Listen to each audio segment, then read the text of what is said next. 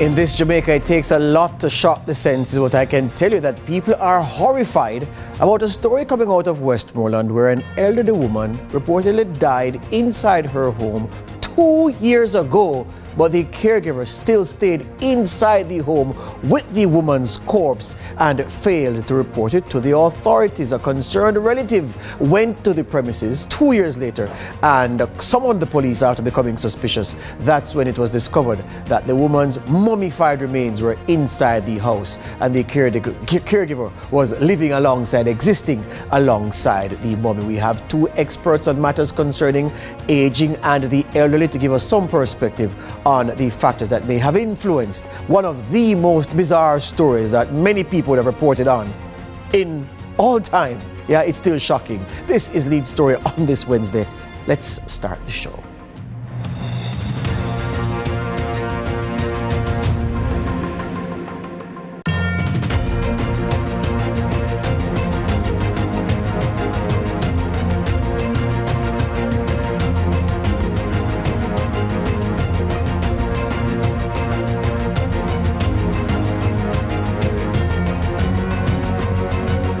Yeah, so it is a case that the police are describing as bizarre. I think that's the right word, and people still are asking, well, people still shocked and asking a million questions about what could have forced the caregiver, a 54-year-old lady, to stay in a house with a mummified person, well, a person's corpse, a mummified remains is the best way to describe it, stay with that corpse for 2 years and failed to report it to the authorities. The mummified remains weren't discovered after she reported it. It was the police who went there and they discovered that this was the situation. And now this woman is facing a raft of charges. In case you came in late and you didn't hear this story and you're wondering, what the devil is George talking about? Well, how about this? Oh, well, there you go. I thought that there was a package at the top. All right. So here's the thing. Let me get right into the discussion then with Sandra Latibodier. She's lecturer in the department, lecturer at the UWI, and Dr. Peter Ann Baker is a social worker and someone who is an expert on aging, Department of Sociology, Psychology, and Social Work. She's also an MPhil candidate in aging studies. Sandra Latibodier is to give her due accord, and Dr. Peter Ann Baker is a social development specialist and aging activist. Ladies, good evening. Welcome to Lead Story here on CVM TV. Good evening, and thanks for having us. All right. Sandra, let me start with you. Your reaction to this story, I have to start there. When you heard this thing or when you read it first, what occupied your mind? Well, like many people, my first reaction would have been I would be horrified. But as a social worker doing work in this area, I had to step back and think through some things. Many persons don't know what it means to be a caregiver, which is what my study is on. There is a myriad of emotions that are at play for persons who are caring for somebody. We don't know the state of the person. We don't know if the person if they had cognitive impairment. We don't know what transpired. We don't understand why the family member is just now, after 2 years, just realizing that something has gone awry. And again, as a social worker, as a researcher in this area, there are many questions, that needs to be answered. And I can proffer a few things.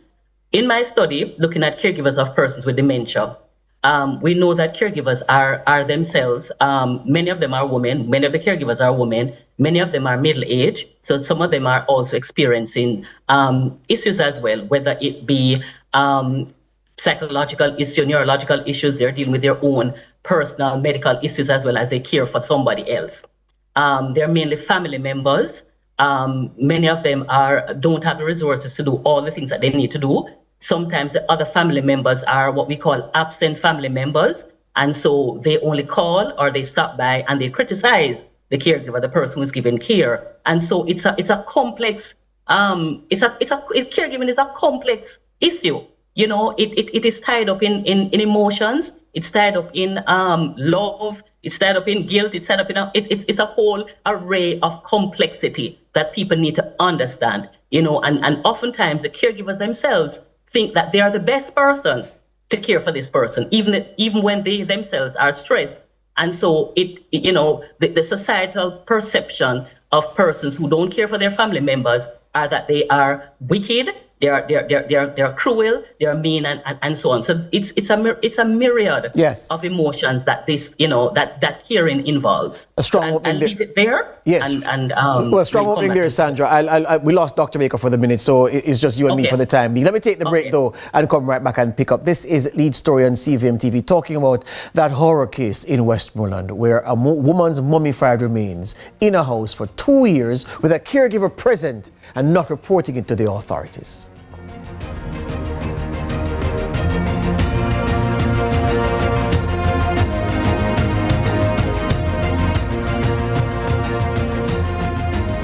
Surprise! I have your favorite. Come, hurry. Quick. Hey! How you doing? Babe, I'm a pure ginger beer. What do you mean? Boss, me only come here for one thing. No!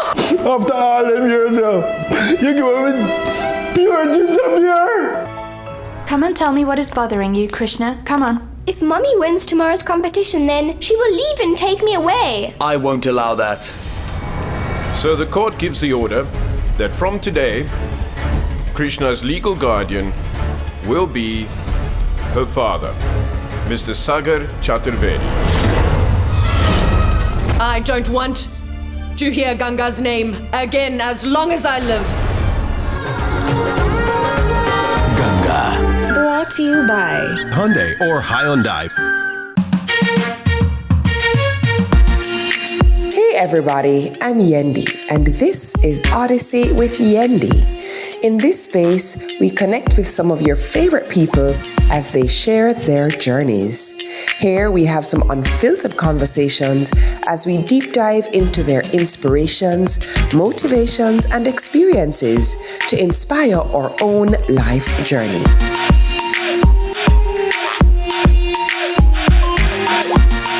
Odyssey with Yendi, brought to you by Grace and Singer. I'm not here to take someone's place. I am Ganga, and I have my own identity. Radhika needs you now. Please sit with her and go assure her that no matter what happens, you will never leave her side. Handling the accounts of this is my responsibility. I will find out why this money is unaccounted for. You have one night to make sure that you carry out your duties properly, Shiv, because from tomorrow, you will no longer have a role to play here. No one is allowed to touch Parvati's things no matter what. No one at all. Least of all you. Ganga. Brought to you by Hyundai or Hyundai. What's up, racing fans? Tune into CVM to see all of the live action from Rally X.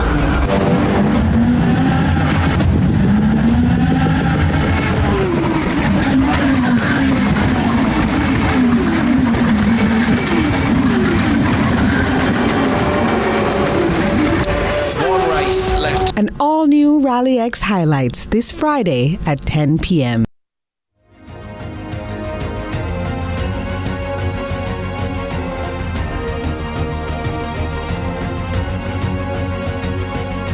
Speaking with Sandra Latibodier, she's a lecturer in the Department of Psychology, Sociology. She's also an MPhil candidate. Dr. Peter Baker, Social Development Specialist and Aging Activist, joins the discussion as well. Dr. Baker, are you hearing us?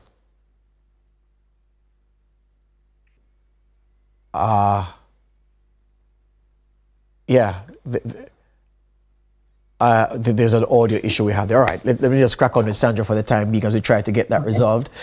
Sandra, many people are saying that, clearly, well, to them, Jamaicans need no invitation to speculate. They talk about mental health issues and they're saying clearly the caregiver was mentally unwell. We are not here to pronounce on that because that can only be pronounced on after a medical examination. But what you mentioned so many things in your opening statement, but what do you think from your experience could have contributed to someone in a position caring for someone who's elderly and vulnerable, seeing that person make the transition, but not being moved to tell the authorities that this has happened? Is there a deeper meaning, perhaps, that we, in our ignorance, are not giving ourselves cause to appreciate?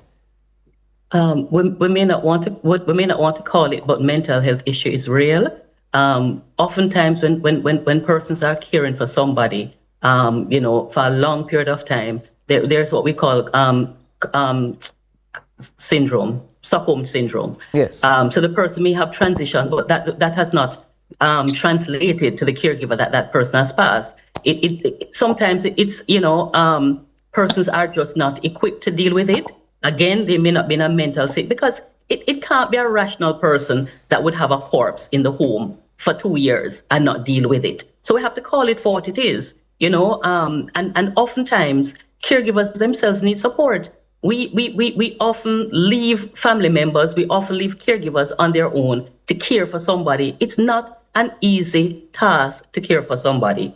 And I just want to put it out there. I know that we're going to have discussions about if you can't do it, give it up. Yes. Many Jamaicans, many Caribbean people, even when they are not managing, they are not going to put their family member in a nursing home. Yes. So they're going to keep that person at home, even if they are not managing. Yes. And this could be cause for problems. If that caregiver has been isolated, if nobody comes to visit, that person can actually develop mental health issues and not recognizing that person has passed. Yes. We have seen situations where husband and wife, the husband or the wife has passed away, and the other partner is still there. Yes. They have not. It has not come home to them. Yes. that person has transitioned. In your extensive research, Sandra, in your extensive research and your work, has there ever been a similar case like this in Jamaica? Because I'm scratching my head. I've never heard this one. No, we have never had a situation like that. We have had situations though where the caregivers have married the person with dementia, and family members come out and are mortified and get very upset. But they actually, when you think about it, they have actually abandoned their family member, and so this person may have, decided and sometimes it's not out of greed. I want us to present a balanced picture. Yes. I don't want us to get into the habit of just looking one-sided. It's not always. There are always two sides. And so oftentimes when persons are left on their own, they themselves can develop mental health issues. The isolation, the fact that nobody comes to visit. My concern is, where was the other family member? Yes. Who is just now 2 years later? Yes. So that is a big problem for me as well. When I have my conversations and my training, I tell people, if you can't manage and you put your family member in a nursing home, you still have to go and visit. Yes. You must go and visit regularly. Yes. The question emerges though, and this is also part of the discussion that has been sparked by this story. Mm-hmm. Is there an imperative for the state to have a record of persons in the situation that Viola Destin was, being a shut-in, a person who had a caregiver, have them on some registry and schedule periodic visits and check-ins to see how is the caregiver getting on, how is Miss Destin getting on, how is the relationship and the dynamic between the two? Perfect. And that was part of my submission to Parliament. That was part of my submission when I talked about the care and protection of the elderly. Yes. Modeling the Child Care and Protection Act, where you would have a children's advocate, because coming out of the Child Care and Protection Act, there was the establishment of a registry and a register, which is what you're talking about, and as well as the establishment of a children's advocate.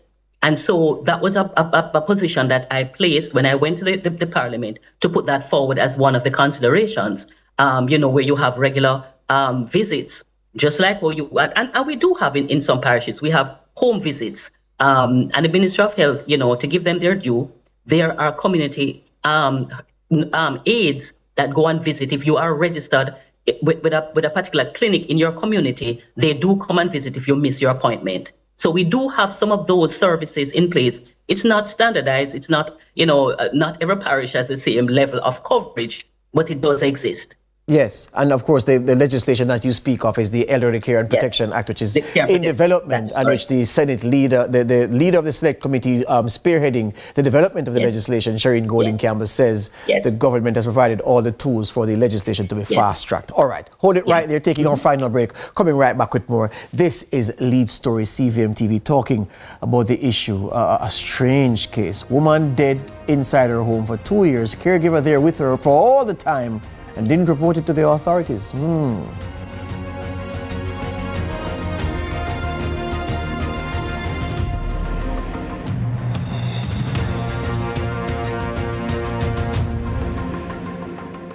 Is paving the way to becoming a republic or future or choice. The time by the Ministry of Legal and Constitutional Affairs is 6:45.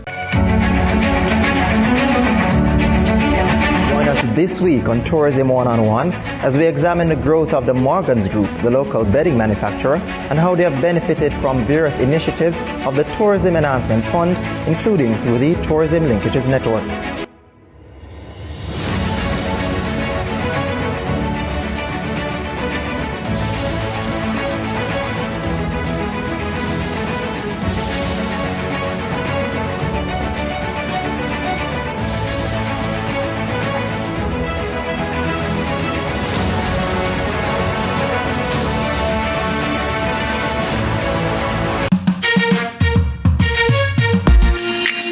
Everybody, I'm Yendi, and this is Odyssey with Yendi. In this space, we connect with some of your favorite people as they share their journeys.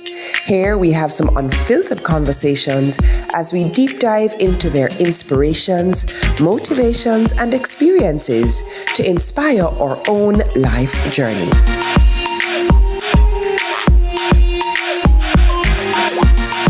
Odyssey with Yendi, brought to you by Grace and Singer.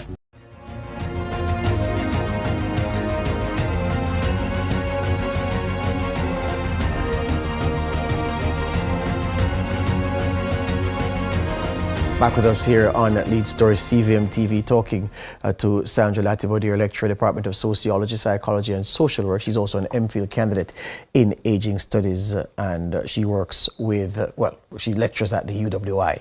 Sandra, the issue of, whichever way you think about this issue, the one word that emerges very strong and stronger than the other words or terms is neglect. Yeah, neglect is central to all of what we're talking about. And so I ask, from the perspective of neglect, the fact that this could have happened, and of course the state not having a register to check in periodically, the relatives, for whatever reason, whether there are few relatives or even the relatives not paying attention enough, the community not checking in, that's also something else. What does it say about the general neglect that attends to persons in need of care and who have somebody looking in on them, and how structured that relationship, that activity is to benefit the person in need of care? I hope you get the question out of all of that. Yeah, I understand what you're asking. In the studies and what I'm looking at, the caregivers sometimes, the literature calls them invisible second patients. So they take the person, the older adult to the doctor, and they are attended to, and the caregiver is left, with their own ailments, not looked after. We have had situations where the caregiver has died and left the person who they're looking after because of just that. So they are invisible second patients. The neglect can be on both sides. Persons, just like the invisible second patient that I talk about, neglect can flow both ways. So you have the caregiver, you have the care recipient, I will call the person the care recipient, and both of them are in need of protection. Both of them are in need of care and protection. Why do I say that?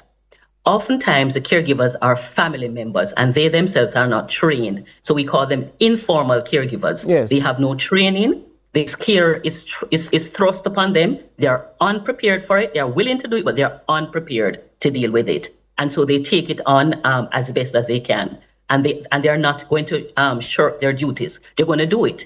Then we have the formal caregivers. The formal caregivers are those that are trained to look after older adults. And older adults require a particular type of care. You know, you need exposure to gerontology. You need to understand aging. You need to understand the processes that older adults go through. Because there's some mental piece, and I don't mean, you know, mental as in the sense of how we view it, but there's some mental processes that older adults go through as they age. You know, some of them, if they feel unfulfilled when they were much younger, you know, the work that they have done before, they don't feel like they're leaving a legacy. But that can lead to a lot of emotional But Sandra, as you speak, you know what is going through my mind? I said to myself, well, you know, listening to this story, I can imagine a group of people saying, well, I would expect this to happen in the corporate area. Because you have a woman in a townhouse or in an apartment and nobody talks to anybody in many parts of the corporate area. People are just strangers. You live beside someone for 20 years and you have never been inside their house. They've never been inside your house. You don't know their first name. They just say hi and bye and you go. But in the country where we are told that the spirit of bonhomie, you know, I am my neighbor's keeper, is strong. Nobody thought to go to the yard to say, where is Miss Viola? No one see her. And go in the house and demand to see her because at 3 months, no one see her come on the veranda. I haven't seen her watering the plants. I don't hear her cough as usual. It is shocking to me that this thing happened in rural Jamaica where the strength of community has been repeatedly said to be stronger than elsewhere in the country. But you see, what we need to also understand is that COVID has really changed how we interact with our neighbors. Globalization has impacted how we deal with our neighbors. We're not our neighbors' keepers anymore. People are very nervous about interacting. I mean, you go into the stores and you try to engage somebody, and the engagement ends very badly. You know, people don't engage with each other. They don't banter anymore. They don't. The spirit of community has really, really, unfortunately, left us. You know, we're trying to build it back. But it is just, unfortunately, COVID has changed how we operate. And so you even now have people still wearing masks. They don't interact with people anymore. They don't shout over the fence and say, how you doing? You know, and as well as in some rural parishes, we have issues where people think that when an older person starts, you know, displaying certain symptoms, they think that they have been opiate, so people stay away. Oh gosh. People are not. Yeah, dementia for some people, they see it as opiate. Yes. You get what you deserve, so you have lived a bad life. Yes. And so God is striking you, and so on, and so people stay away. But Sandra, this is and I take all you say, but this is such a perfect scenario because again. Okay, so this person must not. She doesn't have to have a lot of family members. So let's put that aside. But the caregiver. Okay. We can say negligent or perhaps influenced by other challenges to behave the way she did. The community failed. There's no formal record to register and everything, so that's a failure as well. But then again, I'm saying, look at this now. In many rural communities, older people are the beneficiaries rather, of care packages at certain times of year. So whether at Christmas or at Mother's Day or at some other time, so whether the church or the MP or the councillor or a benevolent businessman or businesswoman who say, well, put here's a bag with liquor rice, liquor sugar, a 2 tin of milk, piece of saltfish, carry it again, Miss Viola. So I'm wondering if that didn't happen in this case, or is it that the caregiver said, no man, I'll collect it for her, she inside sleeping when she was long gone, because there are so many ways for interaction to have happened that just didn't seem to happen in this case. Yeah. Many, and that is what I think I want the conversation to be about. There are many dynamics. We don't want to just go straight to the jugular and blame the caregiver. We want to also understand that there are other mitigating factors we need to take into account. As you said, the community plays a big part. But again, community, you know, when we look at the statistics of our country, a lot of our persons are living with non-communicable diseases that causes them not to be able to do many things that they would want to do. Yes. So an older lady who may want to go and look for Miss Viola have hypertension, diabetes, dealing with her own issues, foot swollen and so on. Yes. So these are some of the factors. What we need to start looking at,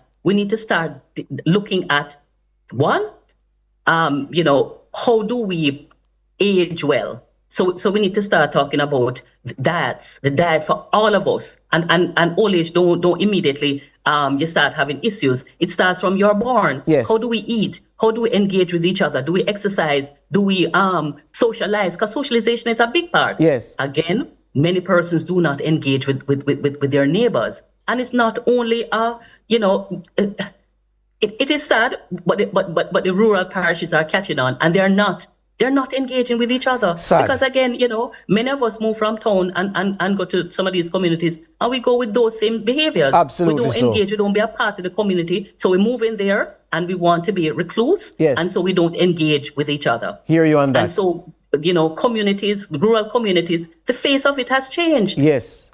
And changed for the worse. We have a lot more developments taking place. Yeah. And they are developing, just like Kingston. And so, again, the isolation can occur. Yeah.